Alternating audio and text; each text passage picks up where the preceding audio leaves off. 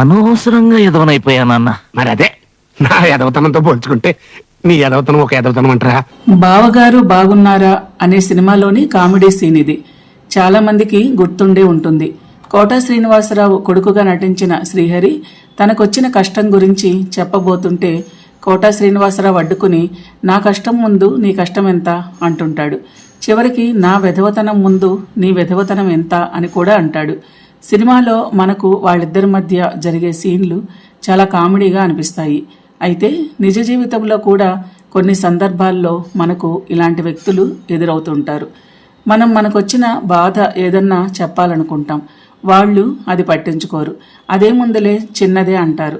వెంటనే తాము అనుభవిస్తున్న బాధ గురించో కష్టం గురించో చెప్పడం మొదలు పెడతారు. అలాగే మనం కొన్న వస్తువు గురించి చెప్పబోయామనుకోండి, వెంటనే దాంట్లో లోపాలు వెతికే ప్రయత్నం చేస్తారు. మరో చోట అంతకంటే తక్కువ ధరకే వస్తుందని, మనకు కొనటం రాదని తీర్మానిస్తారు.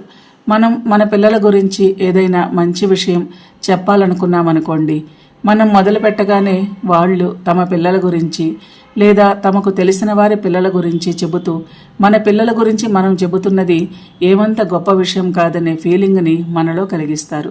అప్పుడప్పుడు ఇలాంటి సంఘటనలు అందరం ఎదుర్కొంటూనే ఉంటాం. కొన్నిసార్లు మనకు తెలియకుండానే మనమందరం కూడా ఇలా ప్రవర్తిస్తుంటాం. కొందరిలో ఇలాంటి ధోరణి మరింత ఎక్కువగా ఉంటుంది.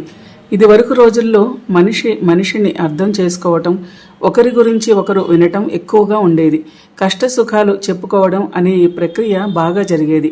కానీ ఇప్పుడు మనలో అంత సహనం ఉండటం లేదేమో అనిపిస్తోంది. ఇతరులు తమ కష్టం చెబితే అంతకంటే కష్టంలో ఉన్నామని అనటం, లేదా ఇతరులు తమ జీవితాల్లో జరిగిన మంచినో ఆనందాన్నో చెప్పినప్పుడు వెంటనే దానిని తగ్గించేలా కామెంట్లు చేయటం, ఇతరుల పట్ల మనకున్న ఈర్ష్యని, మన జీవితం పట్ల మనకున్న అసంతృప్తిని బయటపెడుతుంది. నిండుకుండ తొణకదు అనే సామెత ఉంది మనకు. ఒక వ్యక్తి తన గురించి మంచో చెడో చెబుతున్నప్పుడు వెంటనే ఏదో ఒకటి అనేయాలనే ఆతృతకి గురి కాకుండా కామ్గా ఉండగలగటం కూడా మన వ్యక్తిత్వాన్ని, మానసిక ఆరోగ్యాన్ని సూచిస్తుంది. మనలోని వినే శక్తి మన మెదడు శక్తికి అద్దం పడుతుంది. ఎక్కువ సమయం ప్రశాంతంగా వినగలిగితే మనలో యాంగ్జైటీ తగ్గుతుంది. ఎదుటివారి ఫీలింగ్స్ని అర్థం చేసుకుంటూ వాటిని ప్రాసెస్ చేస్తూ వినటం వలన మనలోని ఎమోషన్లు నియంత్రణలోకి వస్తాయి. ప్రస్తుత క్షణంలో ఉండగలుగుతాం. ఇతరుల జీవితంలోని మంచి చెడులకు మనం తీవ్రంగా స్పందించకుండా ఉండగలగటం, సహనంతో విని వారికి మంచి సలహాలు ఇవ్వగలగడం మంచి విషయమే కదా. ఇతరులు తమ కష్టాలను చెబుతున్నప్పుడు లేదా తమ జీవితంలోని మంచి విషయాలు చెప్పుకుని పాజిటివ్గా ఫీల్ అవుతున్నప్పుడు అవన్నీ మనల్ని తగ్గించడానికి చెబుతున్నారని అనిపిస్తుంది ఒక్కోసారి.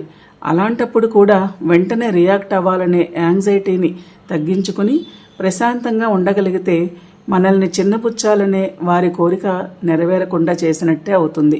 ఏది ఏమైనా వినగల శక్తి మన మెదడు పవర్కి గుర్తు.